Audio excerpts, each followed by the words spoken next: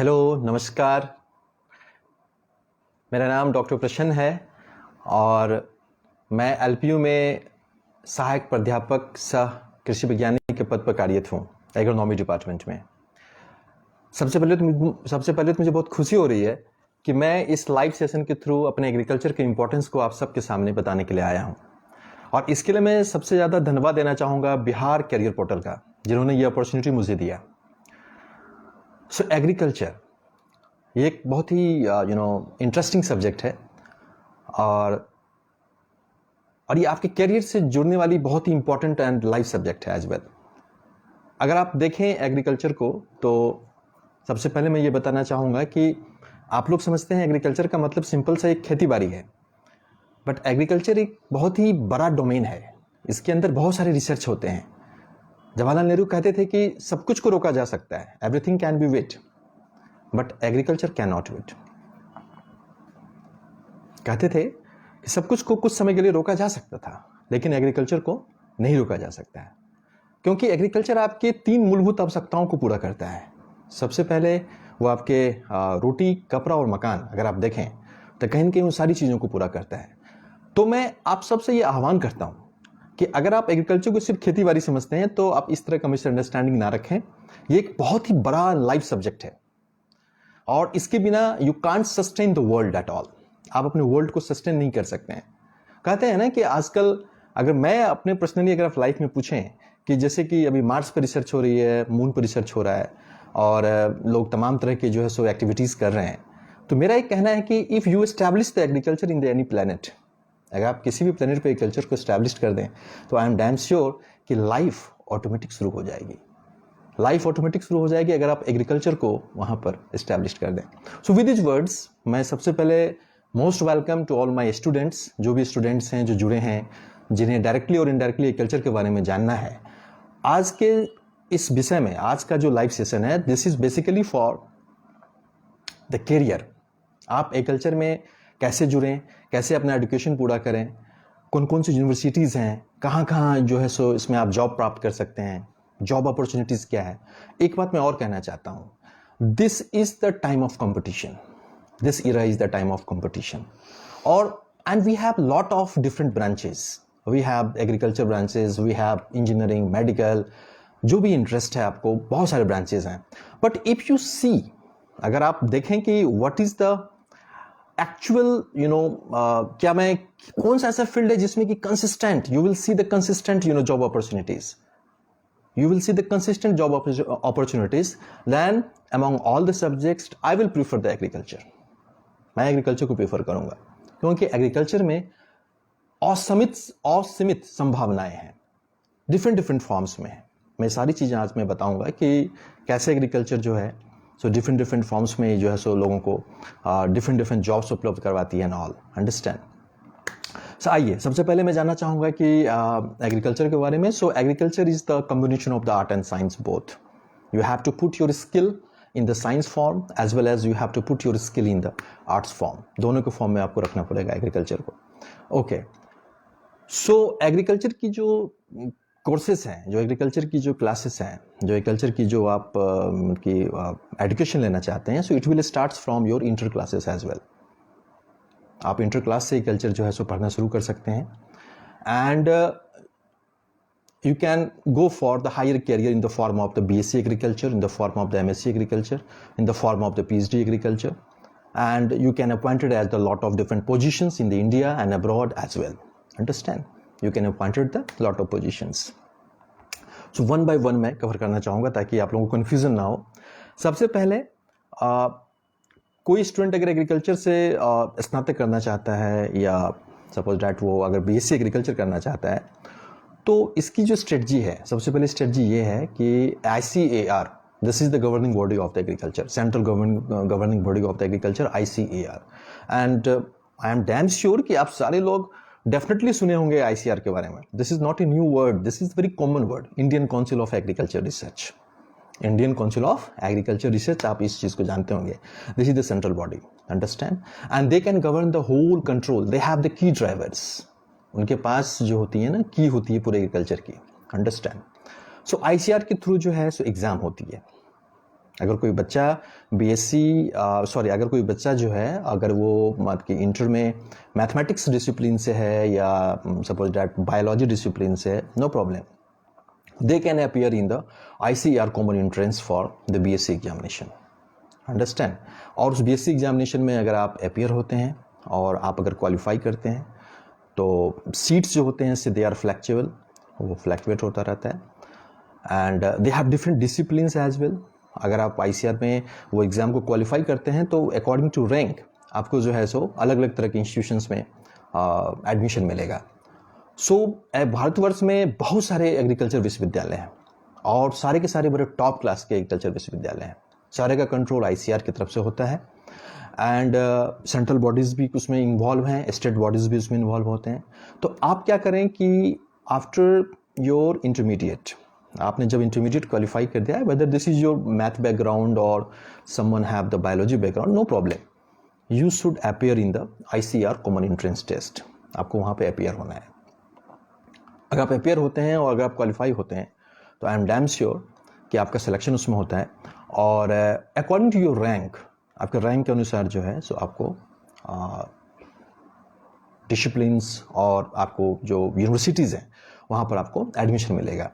That is your entry part in the BSc agriculture, understand. Now after BSc agriculture and one thing more I would like to suggest कि अगर कोई अच्छा rank लाता है, I think this is the up to the rank of 400 and all, so I am not damn sure, but if someone is having the good rank in the ICAR examination, then ICAR will provide the NTS. NTS is called like the National Talent Scholarship for those candidates having the very good rank. Understand? जो अच्छे rank के साथ है उनको ICAR जो है सो fellowship भी देती है for continue their BSc programme. So आप BSc में एंट्री ले चुके हैं तो BSc आप बहुत ही जगहों से कर सकते हैं। First entry place is your ICAR। Second entry place is that कि lot of the universities they have conducted their own examinations, तो उनके पास उनकी अपनी एग्जामिनेशन जो है सो वो कंडक्ट करती है। जैसे कि मेरा नाम तो डॉक्टर प्रसन्न है and I have completed my BSc MSc and PhD from the Banaras Hindu university. मैंने बनारस हिंदू यूनिवर्सिटी से सारी चीज़ें कंप्लीट की है। तो BSc के लिए आप इसी तरह के बहुत सारे अदर यूनिवर्सिटीज़ भी हैं, जैसे पंतनगर में भी है, आपको सेंट्रल यूनिवर्सिटी मणिपाल वहाँ इम्फाल में भी है, दैन आपको BHU है एंड सरदार वल्लभ भाई पटेल मेरिट है, AMUs है, बहुत सारे हैं। तो आप उनके पर्सनल एग्ज़ाम भी होते हैं जो कि ICAR के अलावा होता है, तो आप उसे क्वालिफाई करें। अगर आप क्वालिफाई करते हैं तो वो आपका सिलेक्शन वो अपने अंदर एडमिशन लेता है। तो this is the entry gate for the BSc programme. मैं चूँकि LPU में कार्यरत हूँ तो LPU का जो स्कूल ऑफ एग्रीकल्चर है that is also ICAR accredited and you can apply for that. आप उसके लिए भी अप्लाई कर सकते हैं। इंट्रेंस होगी, आफ्टर इंट्रेंस जो है सो आपका सिलेक्शन होगा। तो that is again a very good choice because they have very good facilities, they have very good infrastructure, they have very good command, they have very good admin, they have very good faculties and everyone will teach you very nicely in very good manner.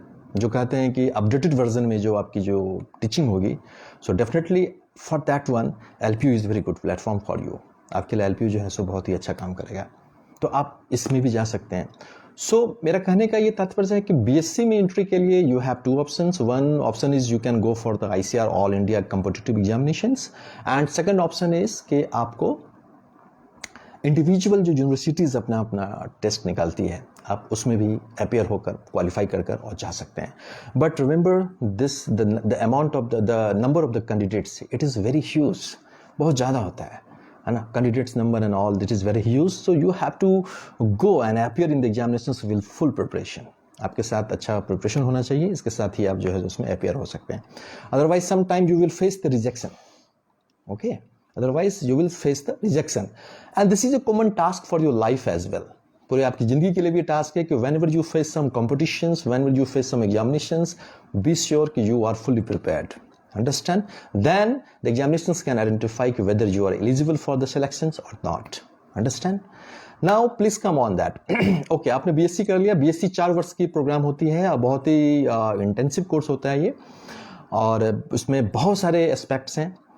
और after BSc आपको उसमें बहुत सारे subject पढ़ाए जाएंगे, और after BSc if someone is interested then they can move towards the master programme, master के लिए भी जा सकता है। तो बहुत सारे डिसिप्लिन्स हैं जिसमें कि आप स्पेशलाइजेशन ले सकते हैं इन द एग्रीकल्चर, अंडरस्टैंड। अगर बहुत सारे डिसिप्लिन की बात करें तो basically I am the plant physiologist, मैं प्लांट फिजियोलॉजिस्ट हूँ। I am working in the department of the agronomy as the crop ecologist, understand. So इसी तरह बहुत सारे डिसिप्लिन्स हैं। मैं कुछ डिसिप्लिन्स का नाम लेना चाहूँगा कि after 4th year completion of your BSc programme you can move in the MSc programme. Okay, MSc in the agriculture, specialization with, first example is you may choose the soil science। अगर कोई बच्चा है उसे interest है कि मिट्टियों में research करने का, अगर उसे अपने देश की मिट्टी में रिसर्च करना है तो वो जो है सो सॉइल साइंस को चूज कर सकता है, अंडरस्टैंड। अगर कोई बच्चा जेनेटिक्स एंड प्लांट ब्रीडिंग में इंटरेस्टेड है, if someone is interested in the आनुवंशिकी, they try to develop some variety, they try to give some new variety which is tolerant for any type of distress, then they can move for, वो move कर सकता है genetics and plant breeding। So genetics and plant breeding is the different disciplines, soil science is different discipline, plant physiology, this is the different discipline, and you can go for the extension education, you can go for the economics, you can go for the farm engineering, you can go for the agriculture statics, you can go for the entomology, जिस किसी को अगर कीट पतंग में बहुत ज़्यादा interest है तो you can go for the entomology and agriculture geology। Someone is interested for the disease of a plant, suppose that कोई जो है सो अगर प्लांट में होने वाले डिजीज में इंटरेस्टेड है कि सर मुझे पता करना है कि आखिर डिजीज कैसे होती है and how we can protect our crops from any type of the disease, then you should go for the mycology and the plant pathology, mycology and plant pathology। तो इस तरह की बहुत सारी जो है सुमत की विधाएं हैं, इसमें बहुत सारे स्पेशलाइजेशन है, and you can go for the agronomy as well. If someone is interested for the cultivation of the crops and all, then you can go for the agronomy, आप एग्रोनॉमी के लिए भी जा सकते हैं। सो इस तरह के अगर आप देखें तो we have different branches in the agriculture, and you can choose among all the subjects as one of the specialized subject for your further career and all। Okay, this is the MSc program। तो MSc में entry कैसे करें sir? मैंने I have completed my BSc, then how we can go for the MSc program? मैं MSc में कैसे inter करूँ? तो MSc में एंट्री करने का बहुत ही सेम तरीका है, एंड ये खासियत है कि आप जैसे ICAR they also conduct the all India competitive examinations for entry in the MSc programme. Okay, जो MSc की जो प्रोग्राम्स हैं उसमें एंट्री के लिए ICAR फिर ऑल इंडिया कॉम्पिटिटिव एग्जामिनेशंस जो है जो क्रिएट करती है, कंडक्ट करती है, तो आप उसमें अपेयर हों। And here is the difference. First difference is that कि whatever you want to choose as a specialized subject, so you have to appear in that particular exam only, understand? Because they have different disciplines। और अगर आप suppose that someone is interested for agronomy, कि sir मुझे agronomy में आगे जाना है, research करना है, then you have to appear in the all India competition examinations and in the agronomy disciplines, understand? ICAR they have the different choice, he will gives you the lot of different options कि what is your specialized subject should be in the future, understand? So this is the, तो आप उस exam को qualify करें। Again, just like BSc, you have to appear for the MSc All India Competitive Examinations। Similarly, just like BSc, other universities they can also conduct their own personal examinations। And अगर आप qualify करते हैं उस personal examination में, then MSc is also there. आप अगर अच्छा rank लाते हैं तो आपको मिलेगा। नाउ ICAR की ब्यूटी इसमें यह है कि अगर आप MSc प्रोग्राम करते हैं, ठीक है, तो आपको एग्रीकल्चर जो है सो if you are qualifying for MSc programme, then agriculture आपको इसमें GRF देती है if you have very good rank. अगर आपके पास बहुत अच्छा रैंक है और आप अगर एक लिमिटेड रैंक के अंदर में, एक लिमिटेड सीट्स के अंदर में अगर आप फॉलोइंग करते हैं, तो he will gives you the GRF, junior research fellowship. तो this is the beauty of the ICAR will gives you the GRF in your MSc programme. तो अगर कोई अच्छा रैंक के साथ क्वालिफाई करता है तो ICAR उससे पैसे देती है for conduct of their on studies during the period of the MSc programme. So this is very wonderful opportunity for all of you should have it. देखिए आपकी हर पल में, हर समय जो है एग्रीकल्चर आपके हेल्प करने के लिए तैयार है, आप अगर देखें तो। Now suppose that after MSc someone is interested for PhD, Doctor of Philosophy। Okay, so Doctor of Philosophy, again this is very great matter of concern here we have। बहुत बड़ा ये कंसर्न है। अगर कोई PhD करना चाहता है on their own specialized subject, then again the same process is there, and that is called as the SRF, Senior Research Fellowship Program। ICAR will conduct the SRF exam, in different disciplines and if you qualify that SRF exam, then you will placed according to their rank in their different universities. So this is the beauty, and again ICR will pay you. Lot of scholarship and fellowship for your if you qualify the SRF and all. So this is the education part. Like how you can approach the admission in the case of the BSc, in the case of the MSc, in the case of the PhD program. But everything in the nutshell, I would like to say one thing कि आपको परिश्रम करना पड़ेगा. आपको जो है so definitely आपको knowledge होना चाहिए, text knowledge, experimental knowledge, and after that you have to qualify in the different examination of the ICR. Okay, so this is the one of the part, admission part is there. Okay, now please come on the job opportunity. सबसे बड़ी issue है आज का job opportunities. Understand? Because if you see the each and every subject, then no one is the perfect first one. Okay, अगर आप देखें कि सारे सब्जेक्ट को, तो कंपटीशन इतना ज़्यादा है, पॉपुलेशन इतने ज़्यादा हैं कि opportunity and security of the job is the major concern right now. जो अपॉर्चुनिटी एंड ये है कंसेप्ट है जॉब का, जॉब सस्टेनेबिलिटी का, that is the major concern right now. Okay, so अब मैं बातें करना चाहूँगा कि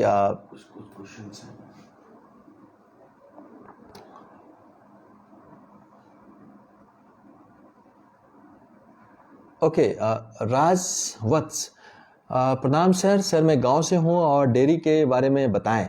राज, सबसे बड़ी चीज़ है कि डेयरी एक सब्जेक्ट है जो आप, जैसे कि मैंने बताया सॉइल साइंस, मृदा विज्ञान बताया आपको, फिर जैसे मैंने सस्य विज्ञान बताया, उसी तरह एग्रीकल्चर में एक डिसिप्लिन है, एक सब्जेक्ट, एक डिपार्टमेंट है, उसको डेयरी बोलते हैं.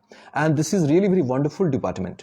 You can continue your specialization in the dairy as a masters and in the PhD as well. अगर आप डेयरी में मास्टर्स और PhD करते हैं तो ये बहुत ही अच्छी अपॉर्चुनिटीज़ है आप सबके लिए. बट इसके लिए आपको BSc में होना बहुत ज़रूरी है, BSc एग्रीकल्चर होना ज़रूरी है.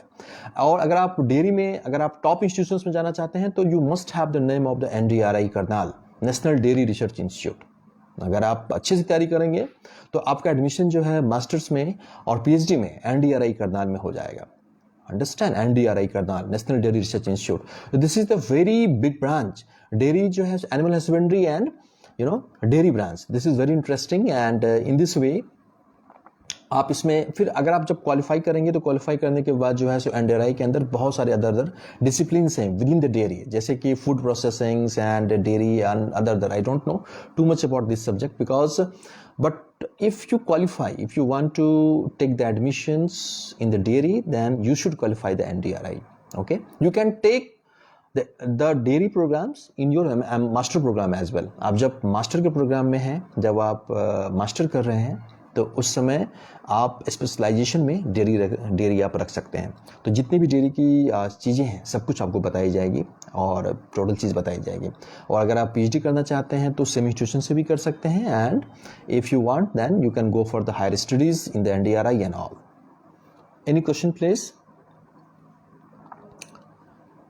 आप लोग को जो भी क्वेरी है you can just. Higher education में एग्रीकल्चर के फ्यूचर क्या है? यस, यही मैं बता रहा था. हायर एजुकेशन जैसे कि you are following in the PhD programme, this is called as agriculture. तो वही मैं जॉब अपॉर्चुनिटी पे ही आ रहा था.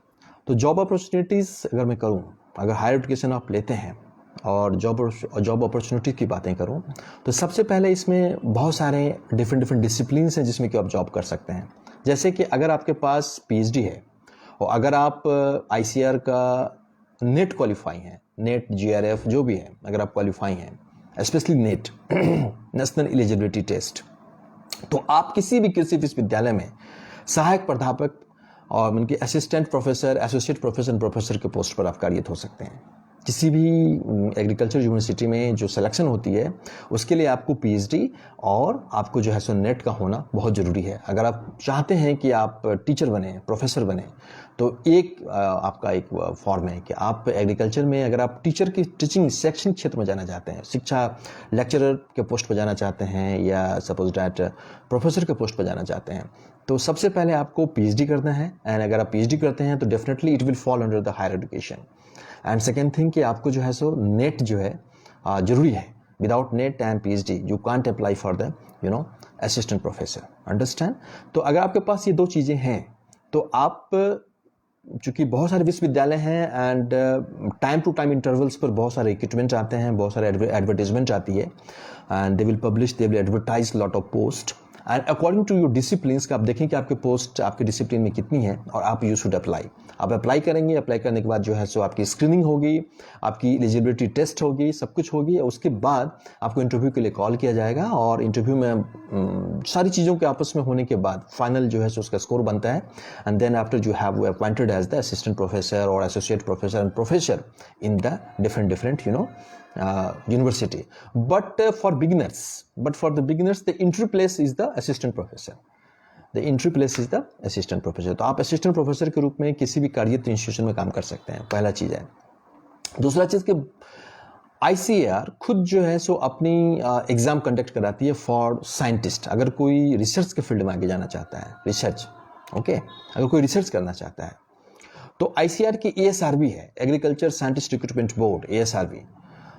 This ASRB will conduct the examinations for the selection of the scientist. Scientist के सिलेक्शन के लिए जो है सो ये कंडक्ट करती है एग्जामिनेशन और every years they will advertise there on examination. तो अगर कोई रिसर्च में इंटरेस्टेड है इन देयर ऑन डिसिप्लिन तो वो क्या करें कि ASRB का जो है सो फॉर्म भरें. फॉर्म भरने के बाद टेस्ट में अपेयर हो, उसमें PT मेंस एंड वाइवा होती है और अगर क्वालिफाई हो जाते हैं वो तो एग्रीकल्चर के अंतर्गत जो है सो बहुत सारे रिसर्च इंस्टीट्यूशंस हैं. Agriculture not only for universities, they have lot of their on research institution. बहुत सारे रिसर्च इंस्टीट्यूशन होते हैं, कृषि विज्ञान केंद्र होता है, डायरेक्टरेट्स होते हैं, ब्यूरोज होते हैं, बहुत सारी चीजें हैं उसके अंदर. तो आप वहां पर क्या कर सकते हैं कि as a agriculture scientist posted हो सकते हैं, है ना. And this is the central government job and आपका जो पोस्टिंग होगी with very handsome and wonderful salary. तो ये आपके लिए एक बहुत ही गुड अपॉर्चुनिटीज है. सो आप जब भी सब्जेक्ट को पढ़ें, अपने विषय को पढ़ें, तो whatever you have the goal and target. So आप अगर टीचर बनना चाहते हैं, अगर आप साइंटिस्ट बनना चाहते हैं तो these are the opportunities. Okay, now next part is that कि if you are talking about, अगर आप जैसे कि सिविल सर्विसेज अगर मैं देखूं तो you can appear in the civil services as well.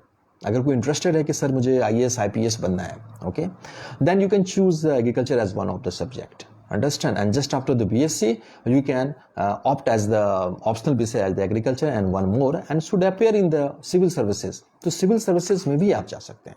Understand. Now sometime I have seen कि जो एग्रीकल्चर डिपार्टमेंट्स हैं डिफरेंट स्टेट्स का, जैसे कि Bihar agriculture departments and all, और बहुत सारे अदर PCS होते हैं, तो they have conducted some examinations only for agriculturist. अगर आप उसके एडवर्टीजमेंट देखेंगे तो their eligibility is only for agriculture. जैसे असिस्टेंट डायरेक्टर की पोस्ट होती है, बहुत सारे जो PCS होते हैं वो असिस्टेंट डायरेक्टर की पोस्ट को एडवर्टाइज करता है. Right now you can see, तो अगर आप उसकी एलिजिबिलिटी चेक करें तो उसमें साफ साफ लिखा होता है कि you must have the BSc programmes in agriculture और MSc programme in agriculture, specially BSc programme in the agriculture. तो ये भी एक ब्यूटी है इसका. Now please come on the banking sector. आप जो IBPS का नाम जरूर सुने होंगे, ठीक है. IBPS they have conducted a lot of examinations और उसके सिलेक्शन के बाद आप बैंक में जाते हैं. अंडरस्टैंड. सो IBPS में जो एग्रीकल्चर होती है उसकी पोस्ट रिजर्व होती है. जो बच्चा, जो स्टूडेंट एग्रीकल्चर से BSc किया है, ओके, तो उसकी पोस्ट IBPS में रिजर्व होती है. That post should be only for the students having the agriculture is the background. जिसका एग्रीकल्चर जो है BSc है वही उस पोस्ट पे जा सकता है. तो यू कैन सी, आप देख सकते हैं कि किस तरह बैंकिंग सेक्टर जो है RDO के पोजीशन पर एंड बैंक PO के पोजीशन पर आपकी डायरेक्ट सिलेक्शन होती है after examination. But that post I think 400 to 500 post reserve only for the agriculture student. सिर्फ एग्रीकल्चर के लिए वो रिजर्व होता है. तो this is the beauty of that one. Now जैसे कि NABARD एक बैंक है and this is the very apex bank of the agriculture. NABARD जो है सो अपना एग्जाम कंडक्ट करती है. उसका selection IBPS, I don't think IBPS उसको लेती है, बट NABARD जो है सो अपना जो एग्जाम होती है वो खुद कंडक्ट करती है. तो उसमें उन्हीं बच्चों को अलाउड है जिनका बैकग्राउंड एग्रीकल्चर है, बिकॉज ये एग्रीकल्चर की एपेक्स ऑर्गेनाइजेशन है. This is the apex organisation of the agriculture. तो you must have the agriculture. देखिए आप एग्रीकल्चर कितनी जगह हैं, हर जगह कल्चर है। Now if you think about the management part, अगर कोई बच्चा मैनेजमेंट में क्वालिफाई करना चाहता है या मैनेजमेंट में जाना चाहता है, तो definitely agriculture some you know managements they have the preference for the agriculture student. Okay, बहुत सारे ऐसे मैनेजमेंट आप IIM भी कर सकते हैं agriculture as a subject. Okay, तो ये भी एक पार्ट है उसमें। तो अगर कोई बच्चा, एक होता है सेल्फ एंटरप्रेन्योरशिप होता है, जो कि खुद का बिजनेस करना चाहता है, this is again the one of the scope. जो सेल्फ एंटरप्रेन्योरशिप करना चाहता है, ये बिजनेस करना चाहता है, this is again the one of the scope in the agriculture. Now someone is interested in the administrative positions, अगर जो एडमिनिस्ट्रेटिव पोजीशंस होती हैं उसमें भी वो जा सकते हैं। जैसे अगर मैं एडमिनिस्ट्रेटिव पोजीशन, अगर आप यूनिवर्सिटी की बात करें, तो within the university we have teaching faculty as well as we have the administrative faculty as well, तो यू कैन अप्लाई, आप एडमिनिस्ट्रेशन में भी जा सकते हैं। तो agriculture is full of scope. Dear students, I am talking about this, agriculture is the full of scope. इसमें पूरी की पूरी जो है सो स्कोप है। आप इसमें अपने इसमें असीमित जो है यू कैन टॉक, इसमें असीमित जो है संभावनाएं हैं, इसमें असीमित संभावनाएं हैं, और अब जो है सो आप इसको ये कर सकते हैं। सो this is the one of the part, job part. Okay, and education is I have already describe. If you have any questions please let me no. Anyone, किसी के पास कोई क्वेश्चन है? ज़्यादा से ज़्यादा शेयर। ओके, एनीवन, कोई question है इसमें एग्रीकल्चर से रिलेटेड? आप मुझसे पूछ सकते हैं। Any question?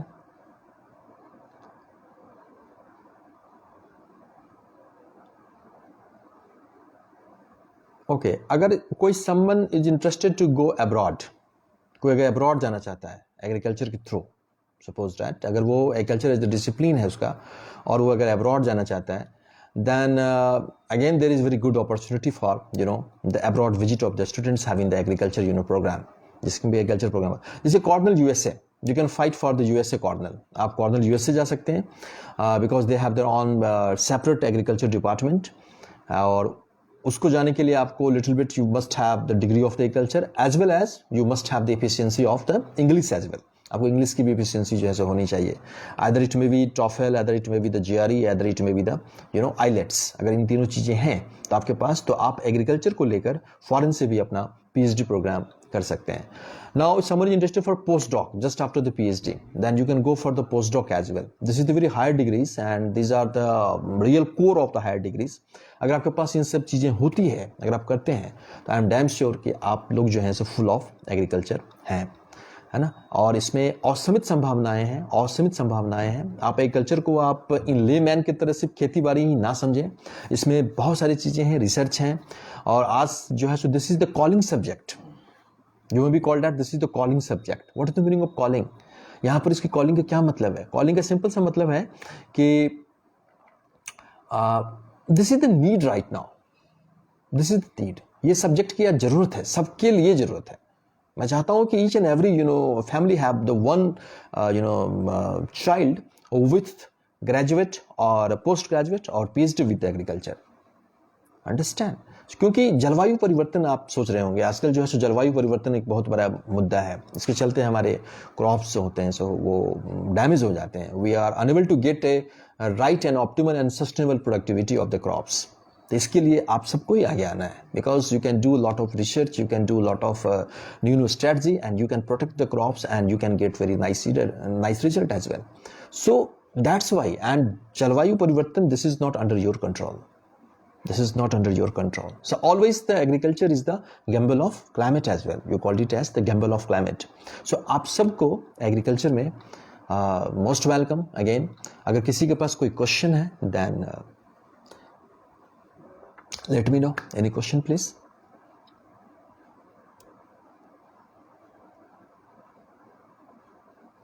Any question please?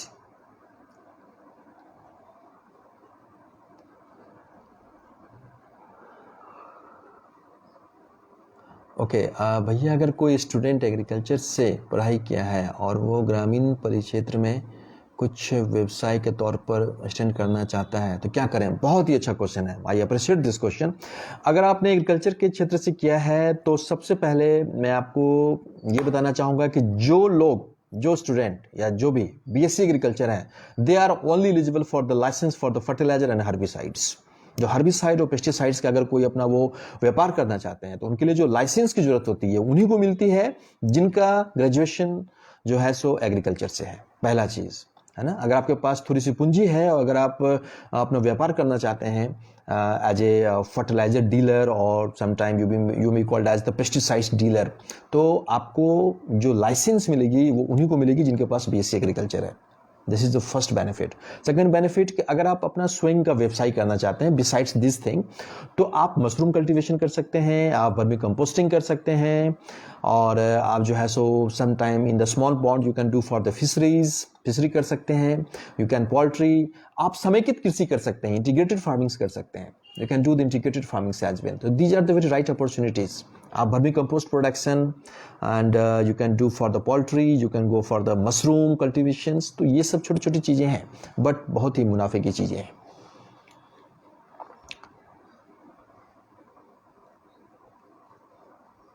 Any question please?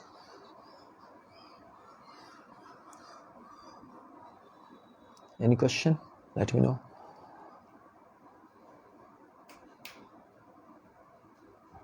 Okay, if you don't have any question then good luck to all of you my students. आपको बहुत ही ज़्यादा भविष्य के लिए बधाइयाँ।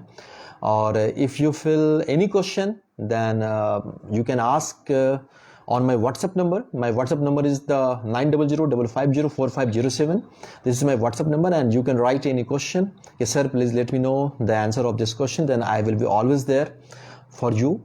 और बहुत ही अच्छा लगा कि आप लोग एग्रीकल्चर के लिए इंटरेस्टेड हैं और एग्रीकल्चर बहुत ही बड़ा एक ब्रांच है जैसे मैंने कहा, और आप लोग अपना जो है सो भविष्य जरूर इसमें बनाएं क्योंकि इसमें असीमित संभावनाएं हैं। और जैसा मैंने बताया कि you can go for the different positions as well. Okay, इसके साथ जो है सो मैं ये सेशन ख़त्म करता हूँ।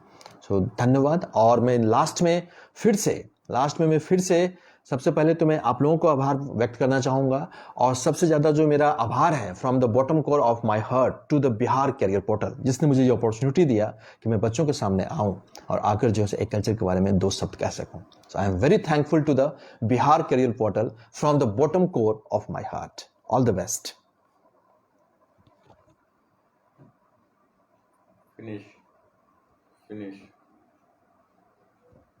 Finish.